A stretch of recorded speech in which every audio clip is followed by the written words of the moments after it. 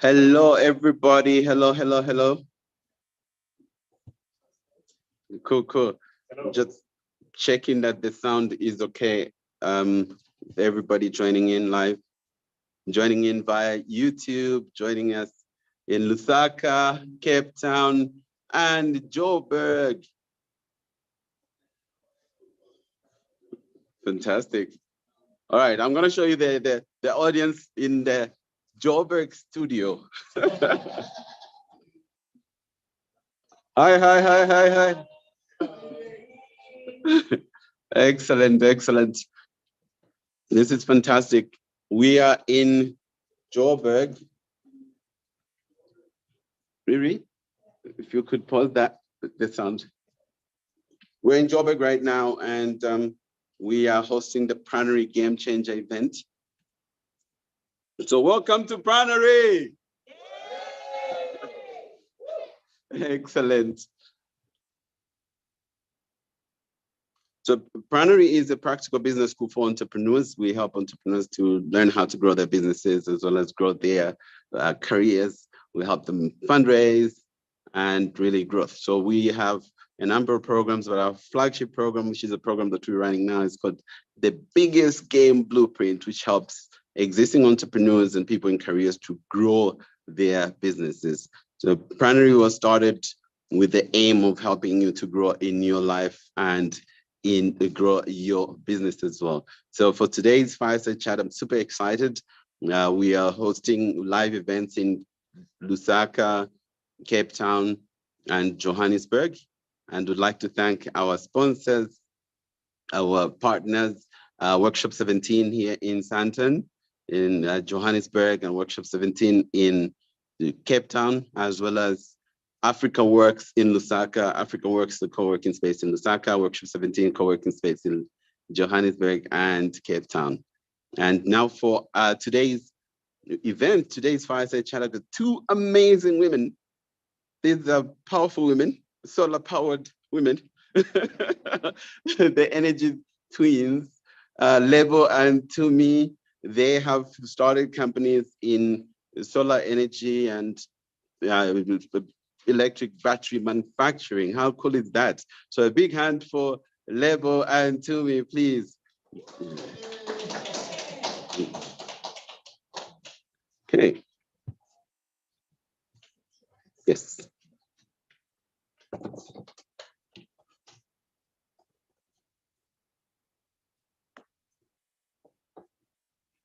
Right. You can see.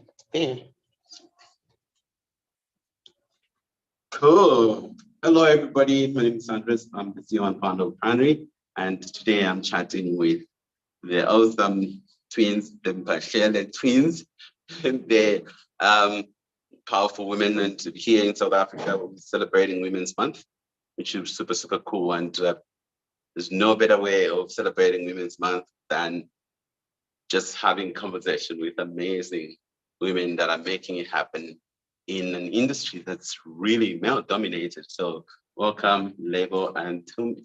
Thank you. Thank you so much for having us. Great. So then we'll start with just understanding, like, how did you get yourself started in business to start with? I'll start with you, Lebo.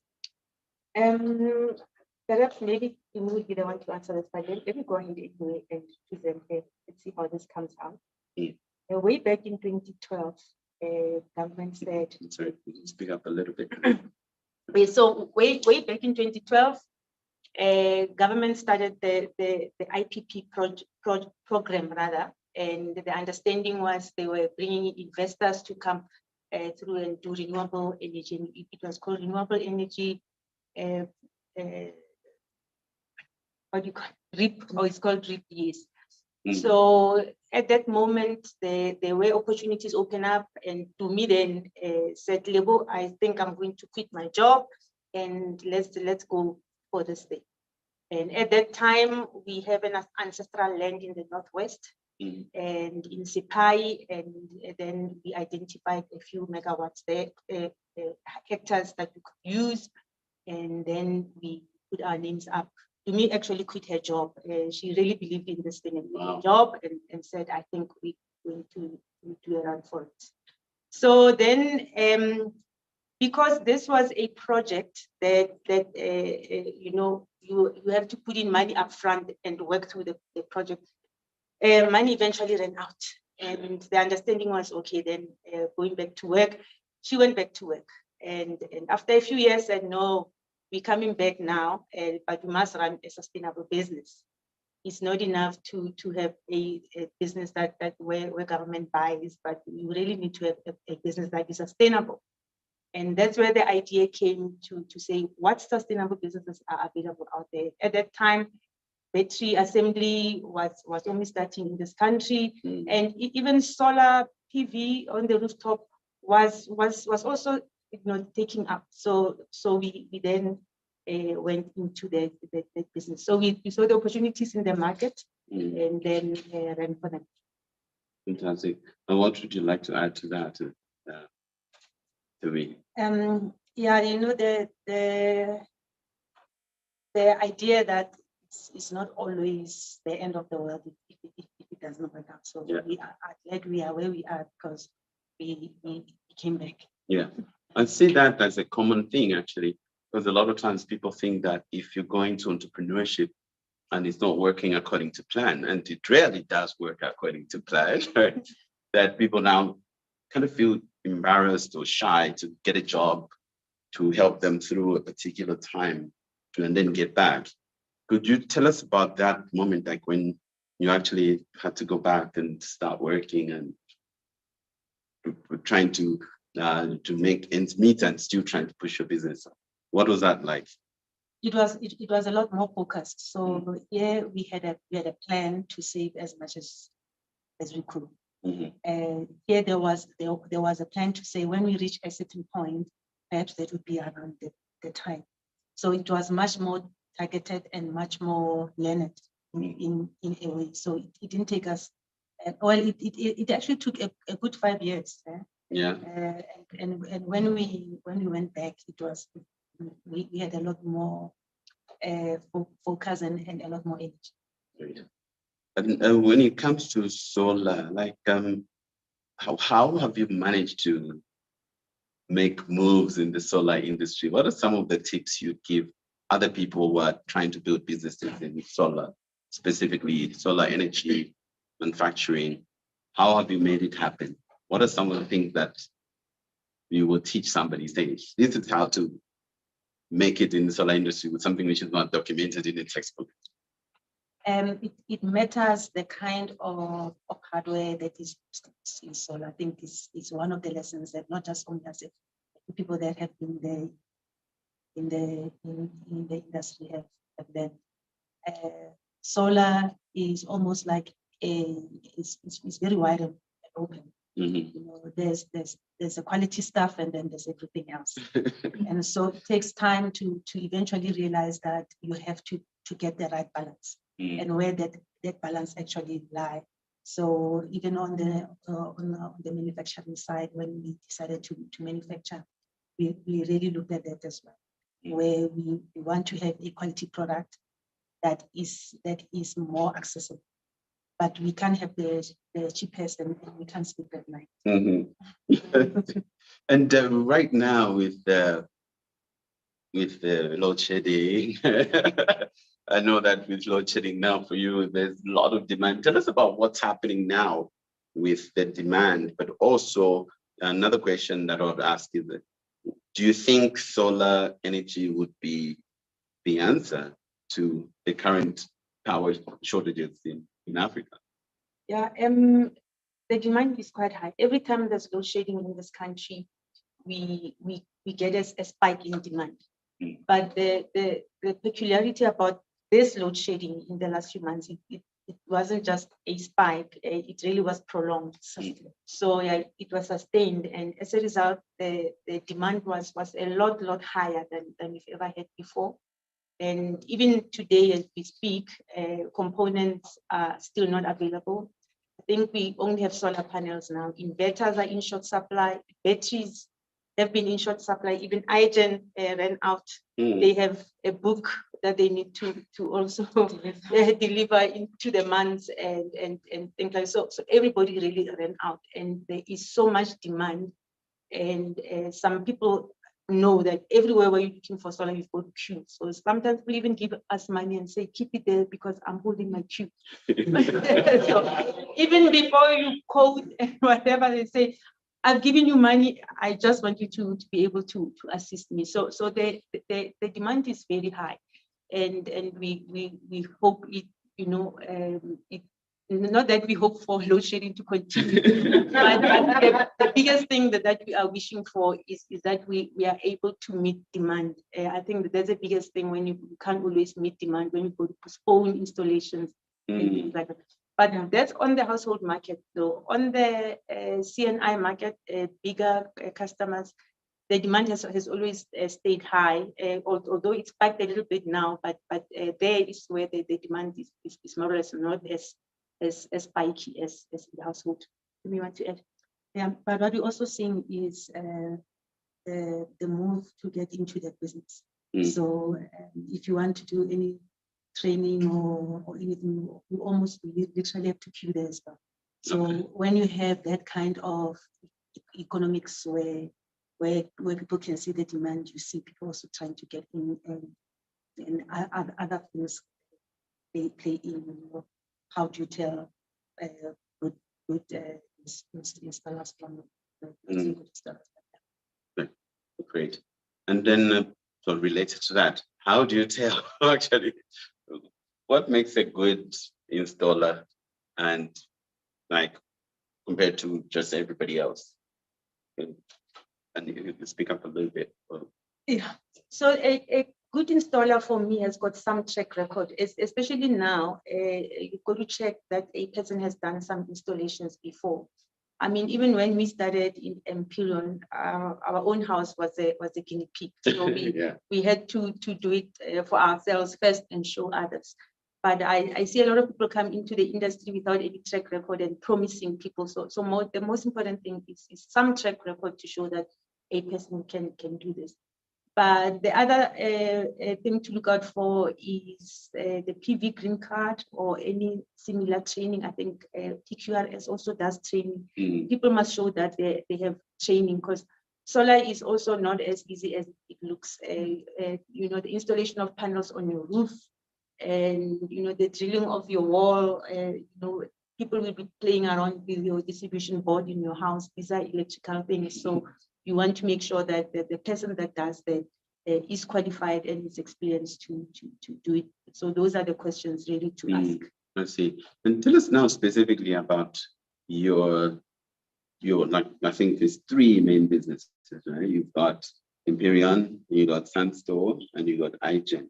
Could you tell us about each one and what each one focuses on?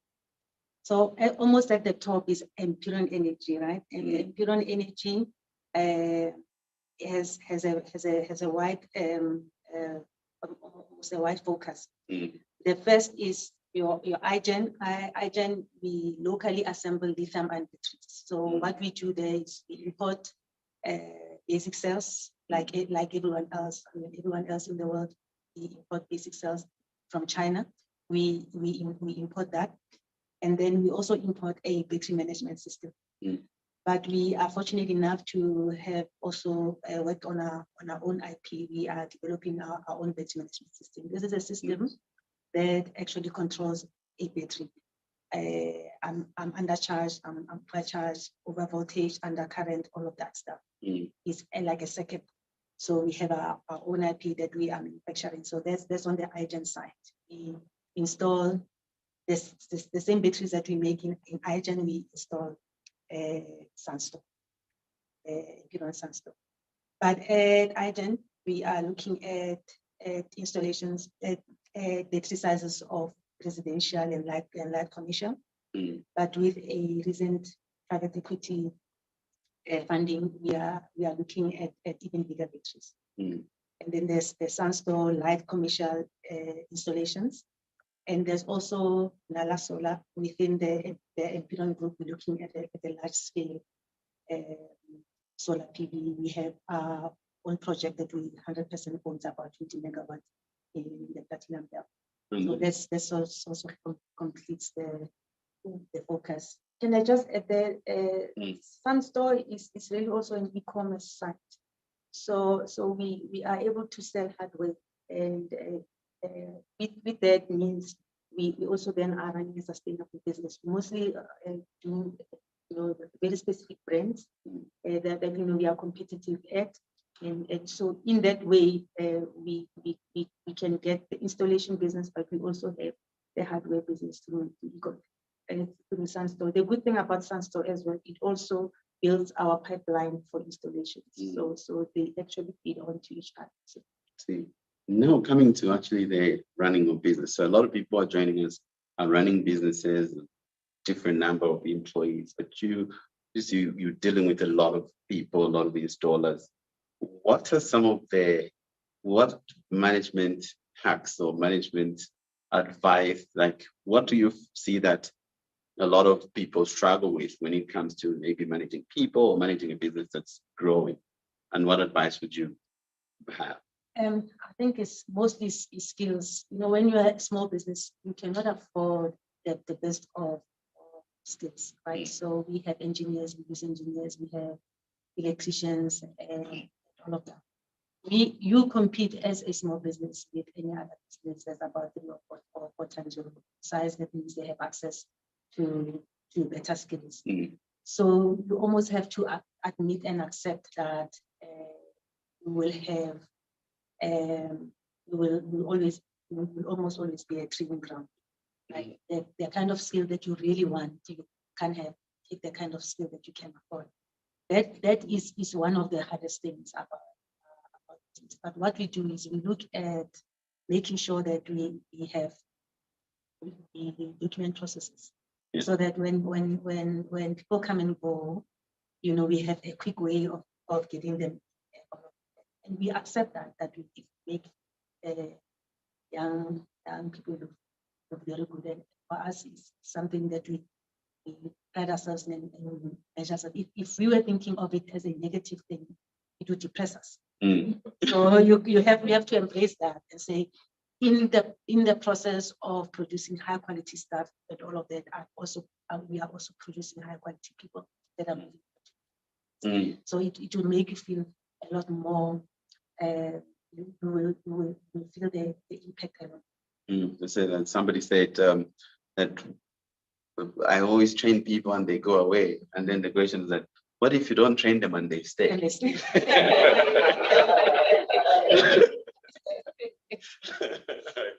Okay. What else would you add to that? Like, what are some of the management tips you would give to other business owners? Yeah. Except the processes, like we already said, processes are key.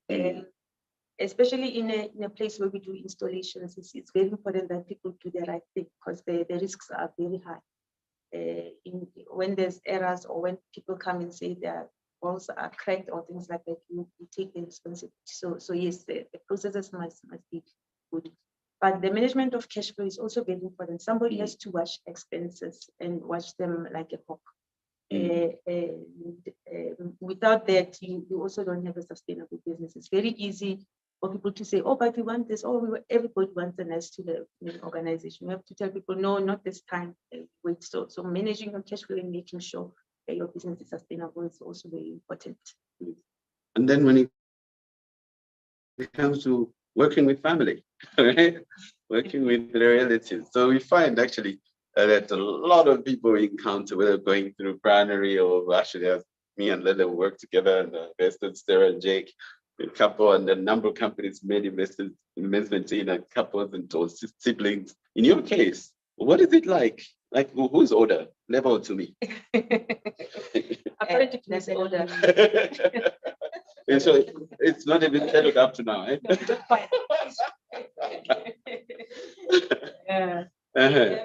But look, the good thing is we have somebody to bounce ideas off. And me and Jimmy, we debate, rough.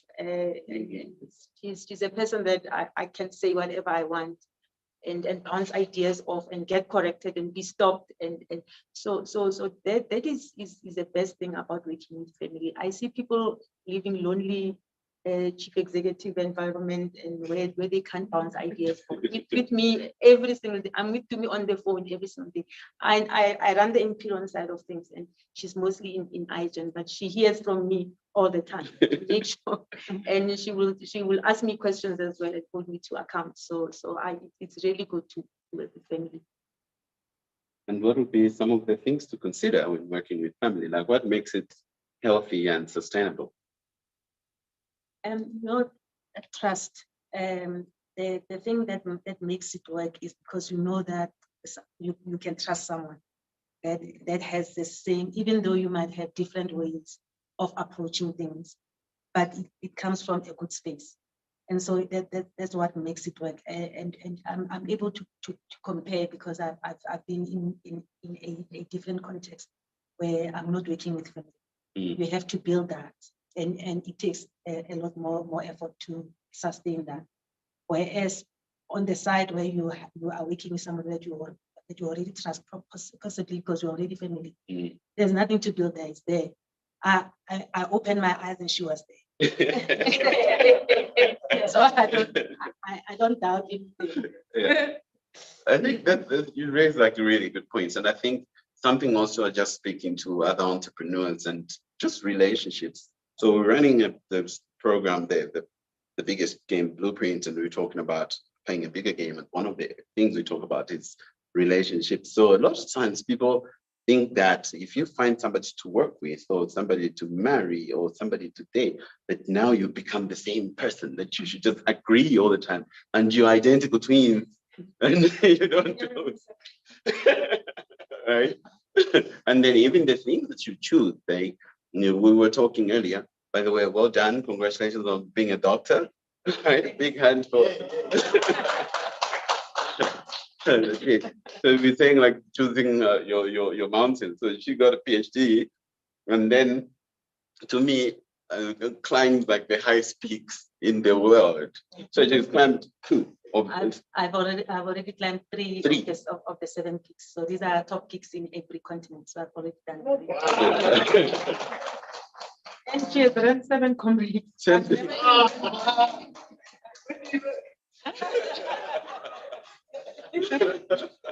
It's running a comrade, remote work. Congratulations. We'll take questions from the audience. And then whilst we're waiting for questions from the audience, you've been through Pranary. And tell us about your experience there. Like, what are some of the learnings or the challenges, or like what are the things that you had from Pranary?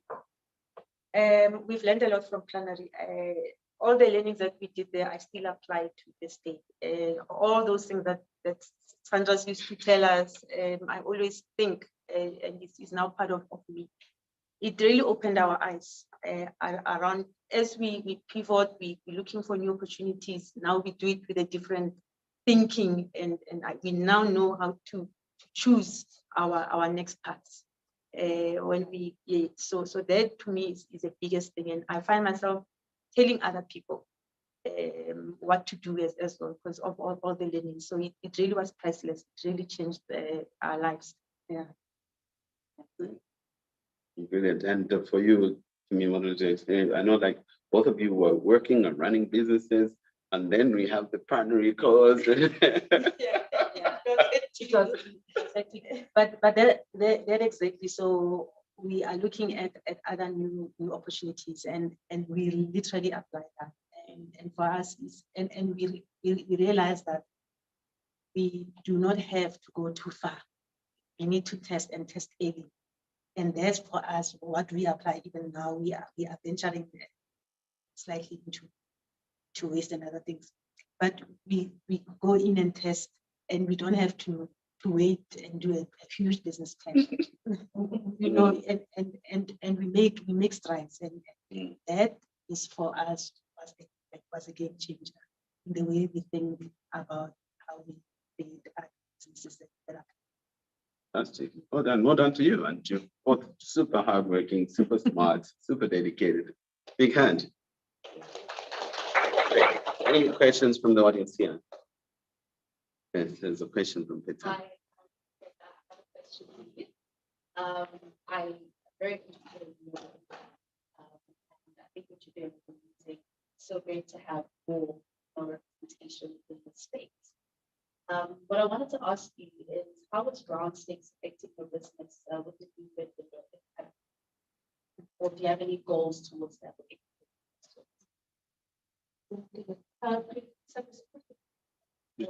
I missed the last bit of the question. You said, how was what?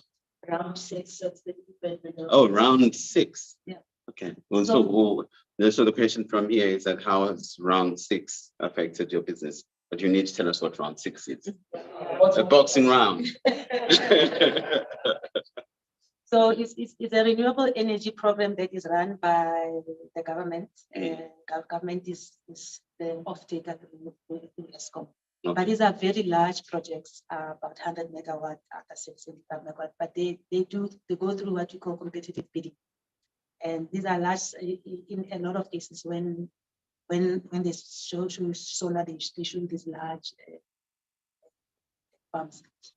But it almost is a different kind of business completely. It's one, on the one side, you are selling to off-taker to ESCOM who's actually going to sell. So we didn't participate as much in round six, although we are Nala Solar, we are playing in that large scale space, and we were fortunate enough to participate as a black woman of business in one of the larger plants. But it really is a market or a sector on its own, and it affects a lot of the supply that you and I eventually get, because if we don't get all of these programs on quick enough, ESCOM does not provide as much power as we need. But the good thing about that space is more and more opportunities of participating in round six are actually being taken away from the renewable government tender process into private. If you recall, for example, an Anglo-American can now do 100 megawatts for their own use. Any mine can actually do that. So that sector where people develop projects are now developing for that sector, because why would you want to develop for a government that is going to put in that's very onerous, hitting the kind of prices and the kind of costs that are going into that. I mean, we've had prices going as low as 47 cents. 47 cents a kilowatt hour. These are the same companies that were bidding 5-6 years ago for two rand. Oh, wow. So it is that competitive. So it changes. It now changes the way we do project development in South Africa. So the rounds, we see them coming, but we see that people that should be participating more in the round sixes and around 5. But the other thing I want to add is that many of the people that have bidded and have got those projects, they don't reach financial close because of the very low bidding prices. So eventually when people bid and say 49 cents, means all the financiers must then support that bid. And I think there is one round where hardly anyone got to financial close. So it's a very competitive space. We really would rather be in the commercial and industrial space, and we actually are now starting to get opportunities in that. So that's where we really are thinking is a sweet spot. Thanks. Any other questions? Any questions from people online? Cool. All right, yes, question from James. Before I can actually go into my question, do clients sometimes get confused as to who's to me, who's level? No. Awesome. Most clients would be dealing with me through Amperion, and they would be dealing with me through iGen. So there's hardly any But there are people who know us both, though. But there's very little confusion. Although some people phone into Amperion looking for me, and then I explain that I'm the one that runs it. They can talk to me, but no major confusion. Okay. Thanks for that. So my question is, what are your plans in making sure that you bring other female-owned entities into the energy space? Because currently it is male-dominated.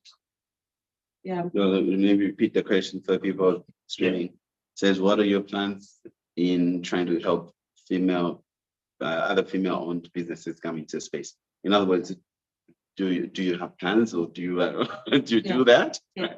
Well, we get a few men reaching out to us, and they need mentoring and guidance and this sort of thing. So fortunately for us, we really do like to do that. So from time to time, we are even called on to mentoring programs. I've participated in a few formal ones. Yeah, a lot of the women that are in the industry are actually in the corporate, so they do not want to start their own businesses. But that's okay.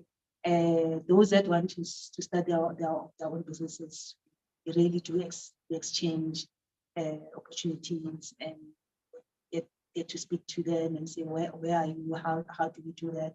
There's really, there isn't a lot of us. Where we see ourselves, really do sit down together. Yeah, but I must also add, in our employment, we also do consider women, and even when there's learners that we bring on, we specify that we want women. We don't always get it right, but I think in Ireland now quite a few. Yeah, we have two battery technicians, so these two women actually build batteries. Yes, it's fantastic. That's nice. The question from Ines. Oh, okay. Actually, it's not part of my question. Okay. Yes, but I would like to actually first commend you, and this is a field that is also not very known to me, so very good to learn about what you do. And in the space of you mentioned competition and being quite tight. I wanted to find out if you have found any synergies beyond South Africa, especially because the sun also still shines quite high. In a lot of parts of Africa, do you have any synergies, and are you looking to scale? And yes. So my other question was, if you have any synergies also, it was the gender-related question. Because again, when we speak about competition and being male-dominated, I was going to ask you, how do you manage to navigate competition, but also being a minority? Thank you. So to repeat the question from Ines, are you considering getting into the rest of Africa, where the sun hits stronger? And then how do you maneuver? How do you manage to still be competitive and still trying to maintain gender? Like, how do you do that? The biggest focus on the rest of the continent is on the battery side. In fact, a few of our battery sites are installed in Zambia, in Nigeria, in Libya, and we were looking to actually grow that. Some markets would have had more load shedding problems than we do. In Nigeria, for example, discussions were around whether we can set up a plant there, similar to the one that we have here in Johannesburg. So we are looking at that. In fact, the key thing that we keep on asking ourselves, for example, and these kind of things keep on coming up. Lithium is mined in Zimbabwe. This lithium is sent to China to be turned into cells, which you get back onto the continent. So those are the kind of discussions that, though they must still be high level, but there is a bigger discussion that needs to be held around that. So yes, we are looking at other markets, but unfortunately in South Africa, the demand has gotten so quickly, so fast that we are looking at more funding to actually grow this. How do you compete then as a Black woman-owned business? We do not lead as such. We don't advertise and say, hey, we are Amperion, we Black woman-owned. And like I already indicated, our e-commerce site, sunstore.co.za, when you go on it, you don't get the sense that it is a Black woman-owned thing. So people must see when they get there, they must see who has used us, what sort of comments they've posted. You go on Google and check the comments that people have said about us. And that's what gives people comfort to do business with us. There's another guy that we had an installation happening there that we're dealing with this guy online. And I finally get to go to his house to install it. And he says, when I signed up, I didn't even know this was a Black-owned company. I did not know. So we do not lead with that label. We lead with our service, and we serve people as best as we can, and that's how we win clients. Fantastic. We got George, my friend, we did the MBA together. He's from Zimbabwe. He said, "Okay, I'll come to the Pranary event." So the lithium we get from Zimbabwe will be making it sales in Zimbabwe.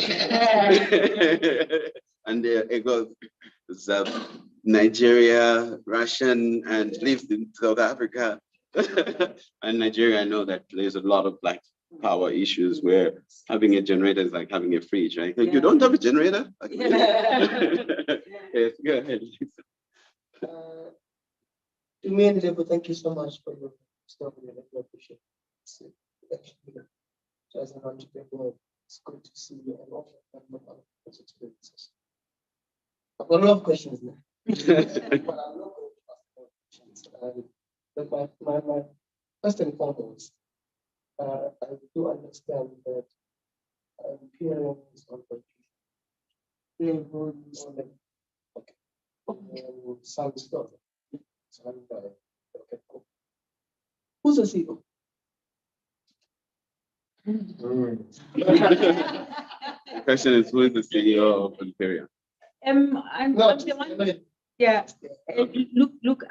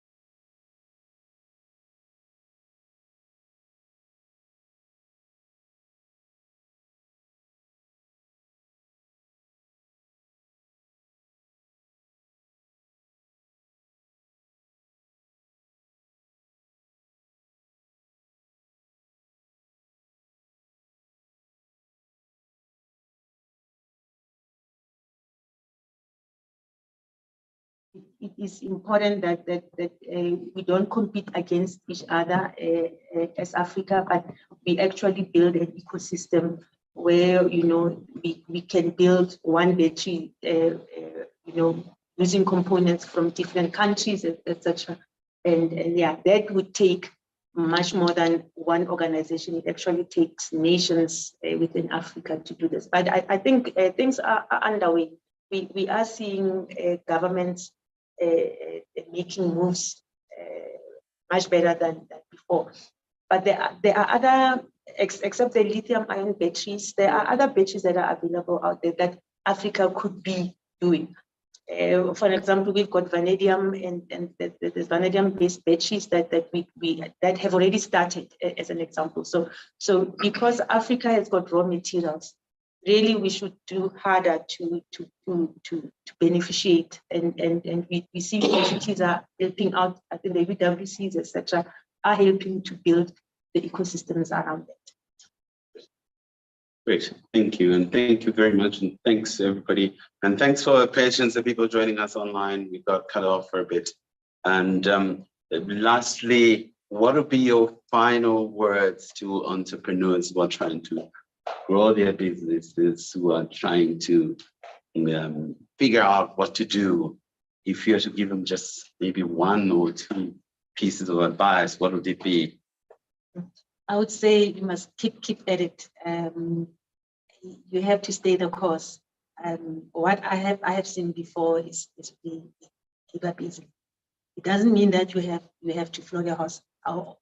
If we have to take a step back, remember it's only so that you can propel even further.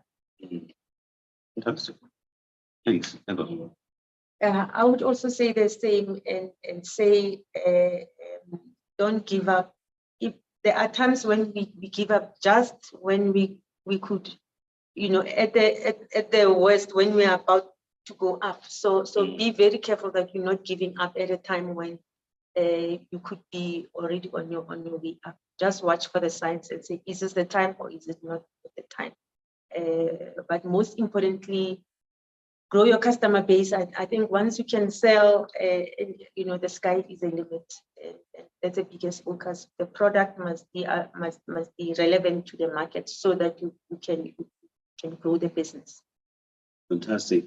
A big hand for Lebo and Phiri, please. Thank you very much, Lebo, and thank you very much to me. This has really been a great conversation, learning from your experience, learning from what you've done, and congratulations again on everything you've done, building these companies, raising money, and still keep growing. Well done, well done, well done. Thank Great. you. And it's been a super privilege to have the conversation with you here in Joburg. So thank you very much for everybody that joined us in Joburg, the people that joined us in Lusaka, joined us in Cape Town, and those that joined us online. Thank you very much. We encourage those of you who are completely new, encourage you to go to pranary.com and join our community.